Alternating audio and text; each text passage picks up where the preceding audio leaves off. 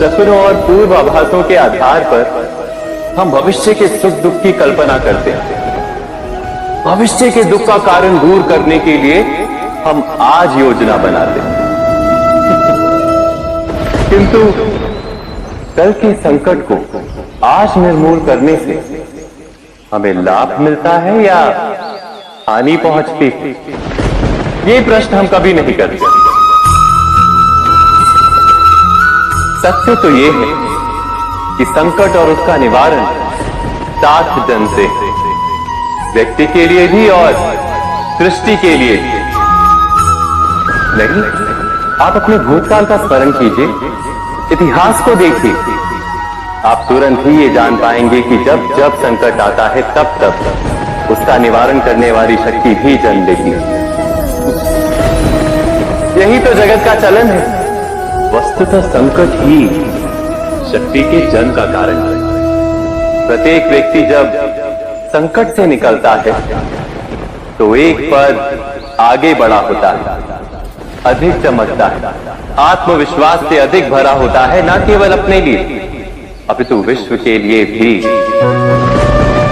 क्या ये सत्य नहीं? वास्तव में संकट का जन्म है एक अवसर का जन्म, अपने आप को बदलने का, अपने विचारों को ऊंचाई पर करने का अवसर, अपनी आत्मा को बलवान और ज्ञान मंडित बनाने का। जो ये कर पाता है उसे कोई संकट नहीं होता, किंतु जो ये नहीं कर पाता वो तो स्वयं एक संकट है विश्व के लिए। विचार कीजिए।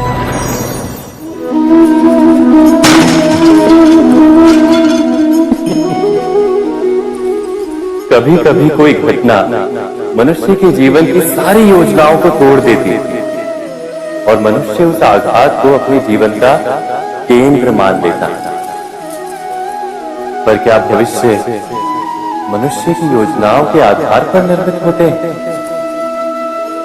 नहीं। जिस प्रकार किसी ऊंचे पर्वत पर सर्वप्रथम चढ़ने वाला उस पर्वत की तलाई में बैठकर जो योजना बनाता है, क्या वही योजना उसे उस पर्वत की चोटी तक पहुंचाती? नहीं। वास्तव में वो जैसे जैसे ऊपर चढ़ता है वैसे वैसे उसे नई नई चुनौतियां, नई नई विडंबनाएं, नए नए अवरोध मिलते हैं। प्रत्येक पद पर वो अपने अगले पद का निर्णय करता है। प्रत्येक पद पर उसे अपनी योजनाओं को बदलना पड़ता है। कहीं पुरानी योजना उसे खाई में ना धकेल। वो पर्वत को अपने योग्य नहीं बना पाता, केवल स्वयं को पर्वत के योग्य बना सकता है। क्या जीवन के साथ भी ऐसा ही नहीं? जब मनुष्य जीवन में किसी एक चुनौती को, एक अवरोध को अपने जीवन का केंद्र मान लेता है, अपने जीवन की गति को ही रोक देता है, तो वो अपने जीवन में सफल नहीं बन पाता और ना ही सुख और शांति प्राप्त कर पाता।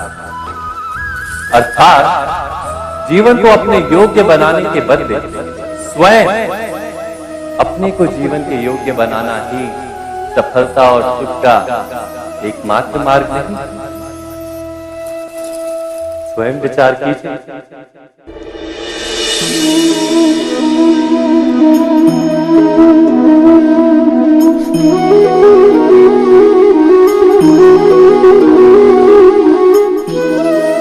जीवन का हर क्षण निर्णय का क्षण होता है। प्रत्येक पद पर दूसरे पद के विषय में कोई निर्णय करना ही पड़ता है और निर्णय अपना प्रभाव छोड़ जाता है। आज किए गए निर्णय भविष्य में सुख अथवा दुख निर्मित करते हैं, ना केवल अपने लिए, अपने परिवार के लिए, आने वाली पीढ़ियों के लिए भी। जब कोई दुविधा सामने आती है तो मन व्याकुल हो जाता है, अनिश्चय से भर जाता है।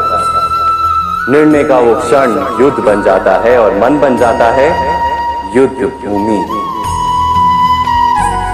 अधिकतर निर्णय हम दुविधा का उपाय करने के लिए नहीं, केवल मन को शांत करने के लिए लेते हैं।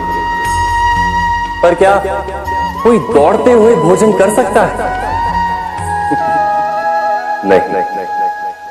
तो क्या युद्ध से जूझता हुआ मन कोई योग्य निर्णय ले पाएगा? वास्तव में शांत मन से जब कोई निर्णय करता है तो अपने लिए सुखद भविष्य बनाता है, किंतु अपने मन को शांत करने के लिए जब कोई निर्णय करता है तो वो व्यक्ति भविष्य में अपने लिए कांटों भरा वृक्ष लगाता है। स्वयं विचार कीजिएगा।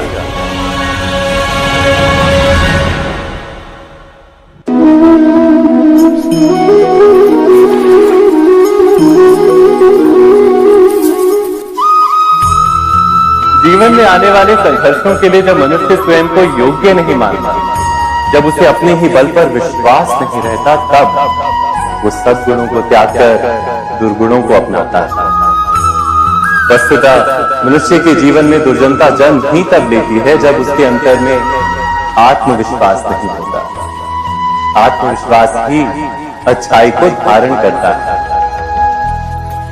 ये आत्मविश्वास है क्या?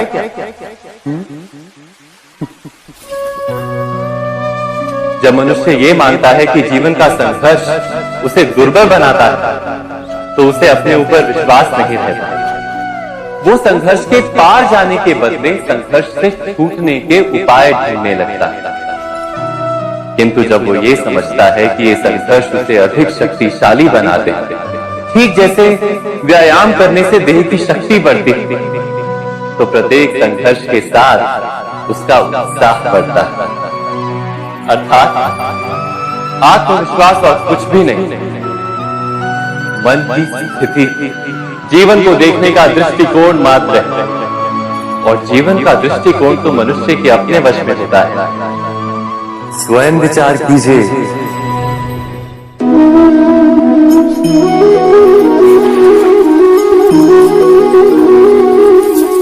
पिता सदा ही अपने संतान के सुख की कामना करते हैं, उनके भविष्य की चिंता करते रहते हैं।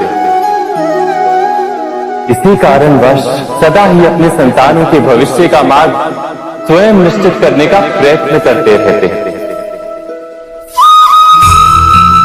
जिस मार्ग पर पिता स्वयं चला है, जिस मार्ग के कंकर पत्थर को स्वयं देखा है, मार्ग की छाया, मार्ग की धूप को स्वयं जाना है, उसी मार्ग पर उसका पुत्र भी चले। यही इच्छा रहती है हर पिता की। निस्संदेह उत्तम भावना है ये, किंतु 3 प्रश्नों के ऊपर विचार करना हम भूल ही जाते हैं। कौन से प्रश्न? प्रथम प्रश्न, क्या समय के साथ प्रत्येक मार्ग बदल नहीं जाते? क्या समय सदा ही नई चुनौतियों को लेकर नहीं आता? तो फिर बीते हुए समय के अनुभव नई पीढ़ी को किस प्रकार लाभ दे सकते हैं? दूसरा प्रश्न, क्या प्रत्येक संतान अपने माता पिता की छवि होता है? हाँ, संतानों को संस्कार तो अवश्य माता पिता देते हैं, किंतु भीतर की क्षमता तो ईश्वर देते हैं। तो जिस मार्ग पर पिता को सफलता मिली है, विश्वास है कि उसी मार्ग पर उसकी संतानों को भी सफलता और सुख प्राप्त होगा। तीसरा प्रश्न, क्या जीवन के संघर्ष और चुनौतियां लाभकारी नहीं होती? क्या प्रत्येक नया प्रश्न एक नए उत्तर का द्वार नहीं खोलता?